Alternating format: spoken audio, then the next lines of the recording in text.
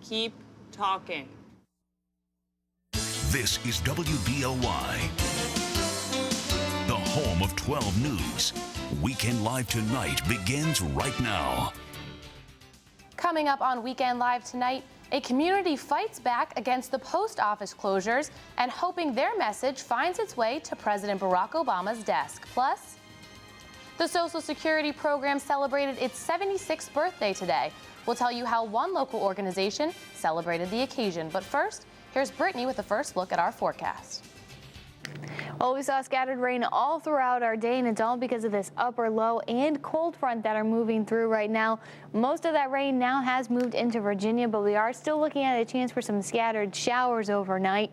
Temperatures already down in the 60s, 69 in Clarksburg, 66 Morgantown and Elkins, 72 in Petersburg.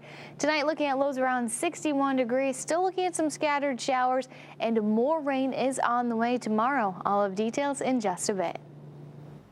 Several local businesses are cited for selling alcohol to minors. Good evening, everyone, and welcome to Weekend Live Tonight. I'm Kelly Rippin. Authorities in Monongalia County busted 7 different clerks at area businesses for selling alcohol to minors. Mon County Sheriff's deputies, along with an underage operative, conducted alcohol compliance checks at 10 local businesses. 7 of the 10 sold beer to the underage operative. The clerks who sold to them were issued criminal citations for selling to an underage person, and all will face a magistrate court hearing at a later date. The businesses included gas stations, convenience stores, and a drugstore. The Federal Aviation Administration is investigating the cause of a small plane crash in the woods outside of Elkins. The plane was flying around a mountain ridge in Randolph County and made an emergency landing on private property off Chenoweth Creek Road, just about 5 miles southeast of the Elkins Airport. It happened just after 11 a.m. on Saturday. The aircraft is believed to be a Cessna 172 and had 3 people on board. State police say the pilot and its passengers are from the Parkersburg area and no one was injured in the crash. There's no word yet on what caused the aircraft to crash, and the FAA out of Charleston was expected to arrive on scene today, but state police do not know the status of the investigation. Only 12% of registered voters in Buckhannon turned out for the charter revision election held on Saturday. 167 voters voted for a charter revision, with 200 against. Mayor Kenny Davidson said the city cannot bring the issue to the table again for another 2 years based on state law unless 10% of the registered voters bring a signed petition stating they want the charter revised. In the past, the charter has been amended, but never has it been revised. With a number of local post offices at risk for being closed over the next few months, the residents of Rosemont and Taylor County are fighting back. They gathered at the Rosemont post office to take a photo that they will put on 600 postcards to be mailed to various state representatives, all the way up to President Barack Obama and the U.S. Postmaster General. It's very important to me because I'm 75 years old. I've lived here all my life. I don't have transportation to go to the post office mailing letters, getting money orders. It's so convenient for me because the neighbors can also bring me if I can't come, or I can send by them if I can't come. And it's just a landmark. There's only the post office left and the United Methodist Church in Rosemont, and there are a lot of older residents of this community, and they deserve to have a safe, clean place to get their mail. The Rosemont postcards will be available for pickup next Saturday at the Bailey Memorial United Methodist Church from 12 until 2. As we near elections, spending debates are heating up in Congress, and with those come questions about Social Security. To promote awareness, the Harrison County Senior Center hosted a 76th birthday party for the program today. To celebrate, diners could grab a hot dog for just 5 cents, the cost one would have been when Social Security was enacted. It's part of a nationwide celebration, and speakers at the event say Social Security is under attack and emphasize its necessity for giving dignity to everyone in the United States. The people of the United States so much depend on it. It does not hurt our treasury. It is a separate fund. It's paid in by the contractors from Womenberg, and it helps a lot of people within the country now and tomorrow. Proceeds from the event will be donated toward paying down the national debt. Located just outside of the city of Morgantown, the West Virginia Botanic Garden has hopes of growing more than just plants. Mike Kravsik has more on how the garden is trying to raise funds to build new structures for its visitors and volunteers.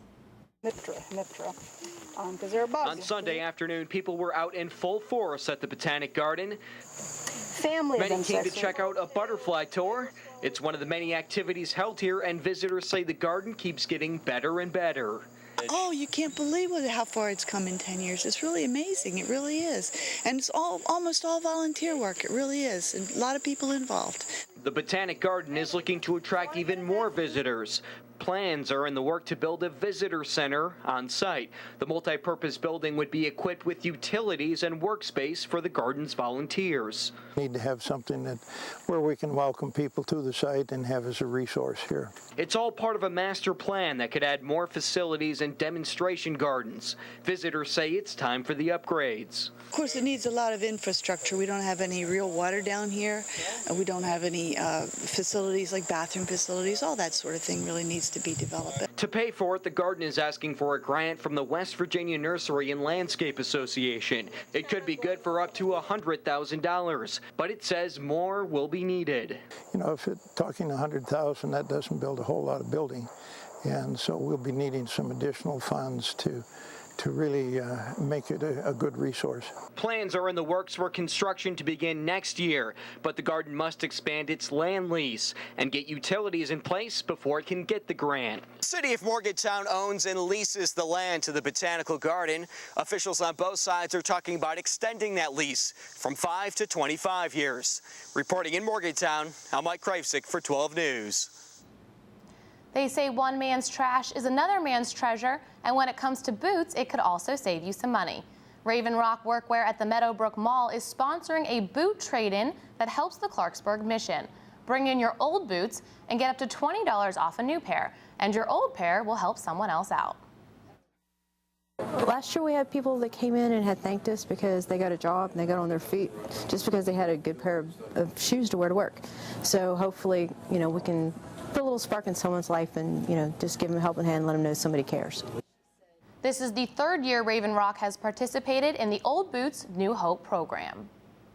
And still to come on Weekend Live tonight, Acting Governor Earl Ray Tomblin vetoed the bill that draws the district boundaries. We'll have more from a constitutional law expert on why this issue does not have a clear and simple solution. And in sports, football season edges closer every day. We'll take a trip to Tigert Valley for a high school football preview of what the Bulldogs have in store this season. Stay with us. New Holland, Kubota, Polaris, Husqvarna, Land Pride, and more. All the brands you can trust from the dealer you can count on. Come to one of the 3 Parks locations and pick up your free copy of our new Parks Guide to Savings. Money-saving deals, coupons, and more. In the next year, television's biggest events are coming to NBC. It starts with Primetime's #1 show of the fall, Sunday Night Football. Manning, deep to the end zone. And in February, the biggest Sunday night of all, Super Bowl 46. And the world comes together for the biggest event of 2012. Michael Phelps' new world record. The games of the 30th Olympiad. TV's biggest events are coming to NBC. So where's the best place to be this summer? How about in the Built Ford Tough F-Series? America's best-selling trucks for 34 years running.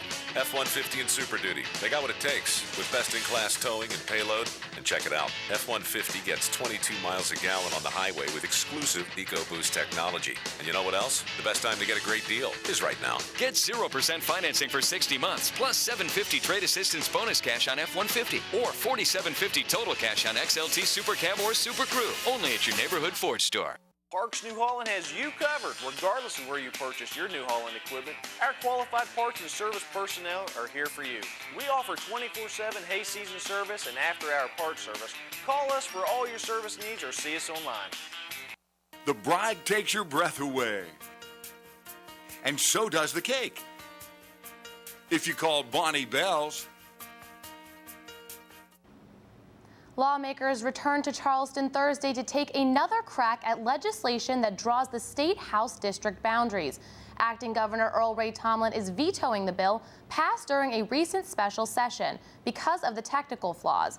The host of the State Journal's Decision Makers, Bray Carey, talked with a constitutional law expert about why this issue is not a simple one to resolve. Sarah Liu reports. The West Virginia legislature's battle over redistricting is a fight that was a long time in the making. A constitutional law expert says most states already had moved from multi-member to single-member districts years ago, following a U.S. Supreme Court ruling in the 1960s and the Voting Rights Act during the Civil Rights Movement.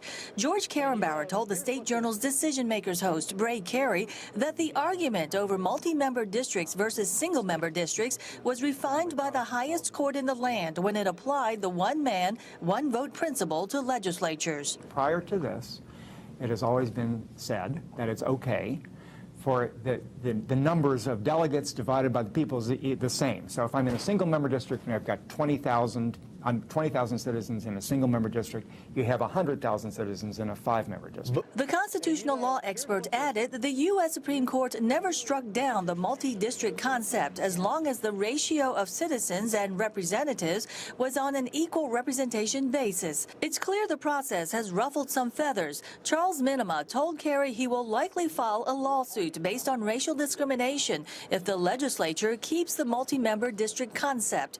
The Republican, who unsuccessfully ran for Secretary of State, lives in the 31st District, which has a high minority population and represented by a single delegate. The case of the multi-member district with 7 members in it, adjacent to a single-member district, which is a minority-influenced district, is just not fair.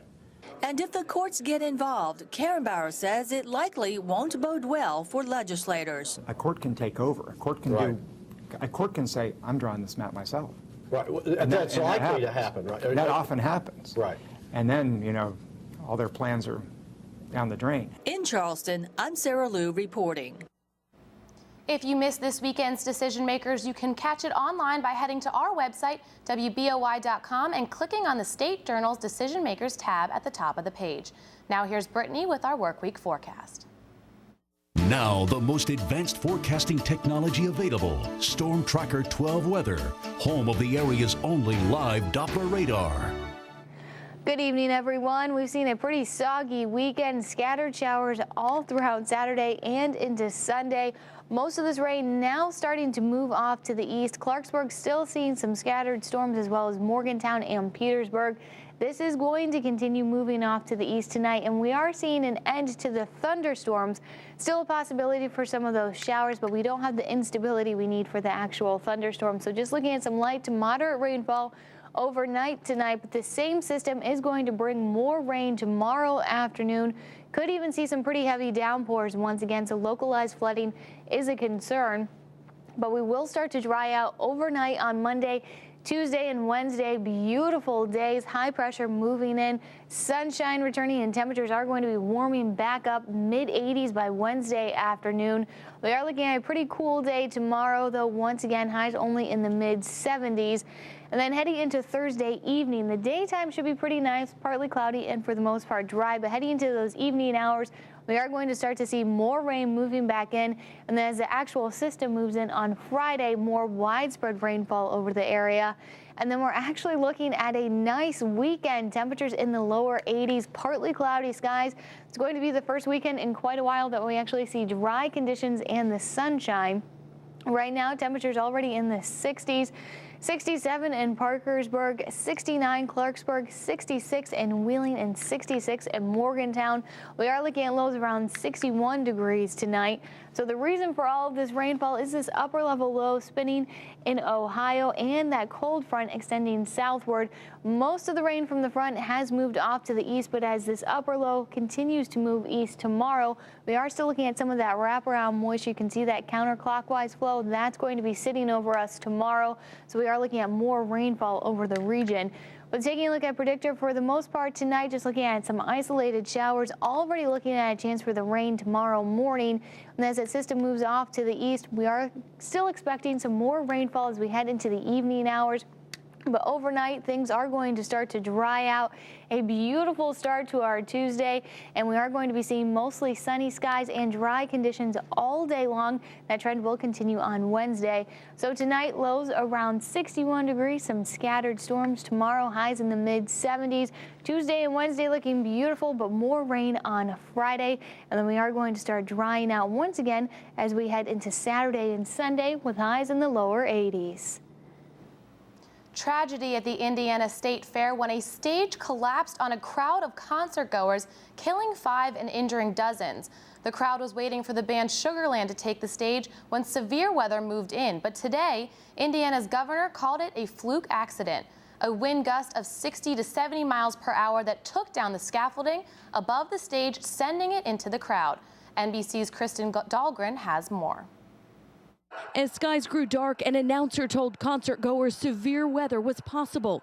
But as hundreds waited for country band Sugarland to take the stage, they never imagined this. Within seconds, a gust of wind sent a massive metal scaffolding crashing into the crowd. All of a sudden, you just look up, and it happened so fast. Next thing you know, you look back, and there's people underneath the stage trying to get out. While some lay trapped beneath, others rushed in, trying to lift the heavy structure. I was scared. Like Chris Brenneman, who for a while couldn't find his son or wife. I don't know. We was in the stands, and then the wind, big gust of wind came. Stage flew over, and I took off down there to see what I could do to help. But individual Hoosiers ran to the trouble, not from the trouble, by the hundreds.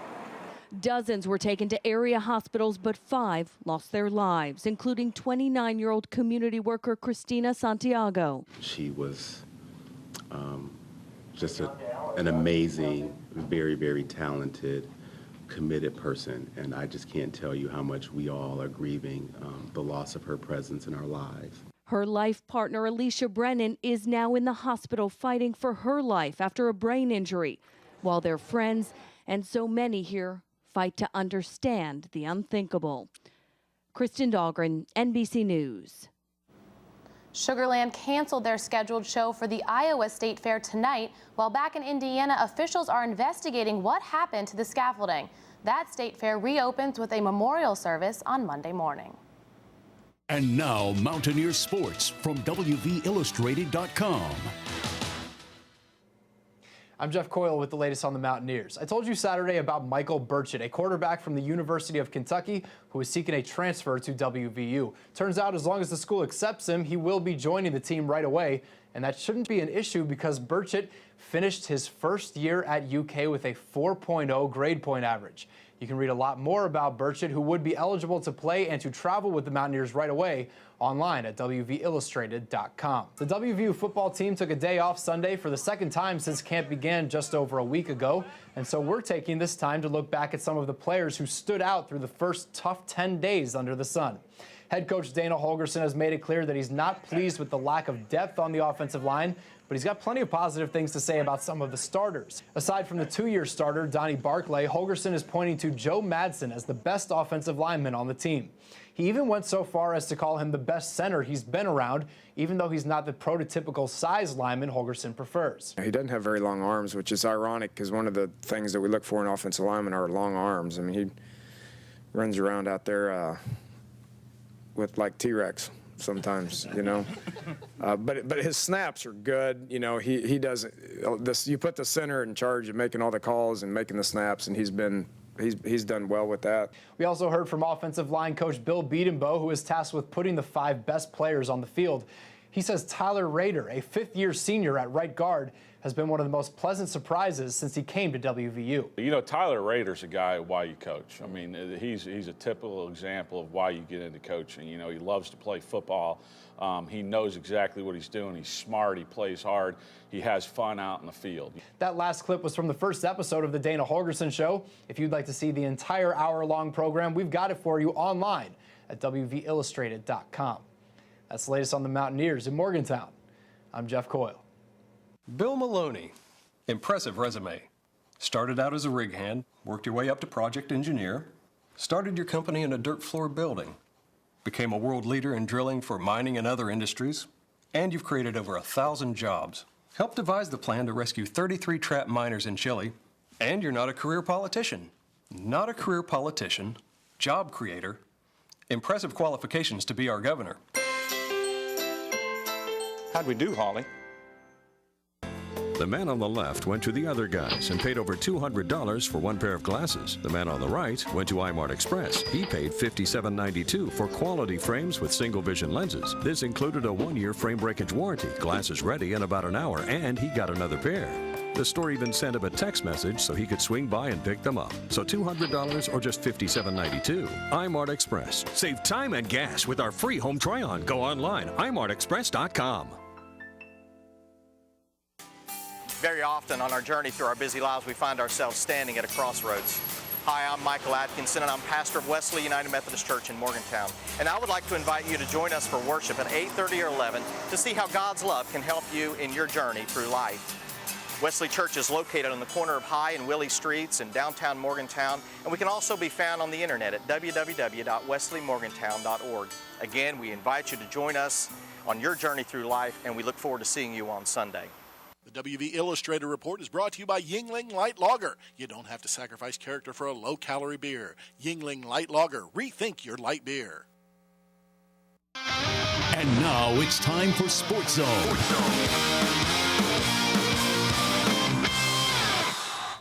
Good evening, everyone, and welcome inside the 12 Sports Zone. I'm Matt Hawsworth.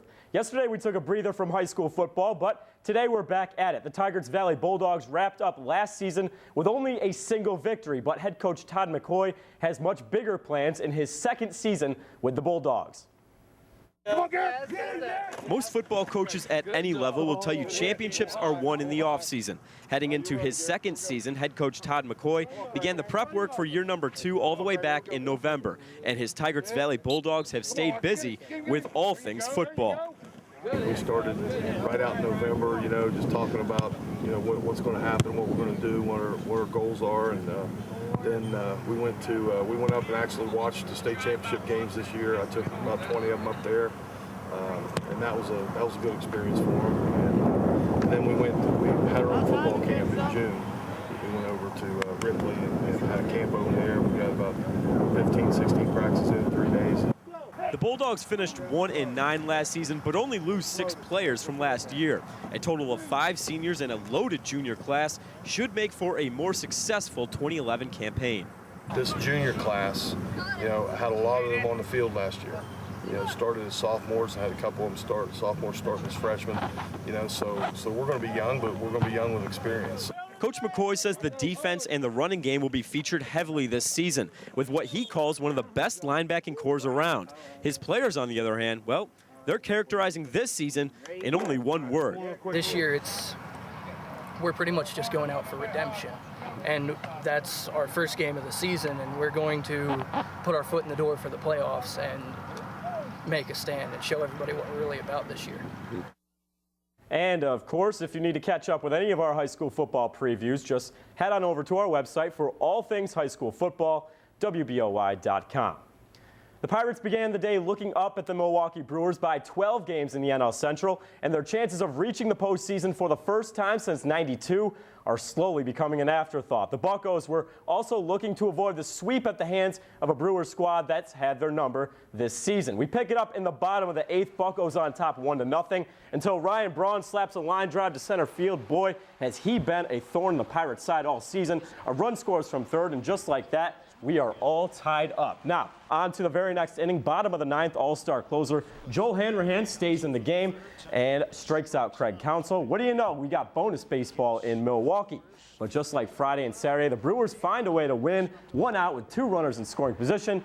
Niger Morgan airs a sac fly out to right field. That brings in George Cateris, and the Pirates get swept out of Miller Park by the score of 2-1. The Buccos are now 3-36 in Milwaukee since 2007.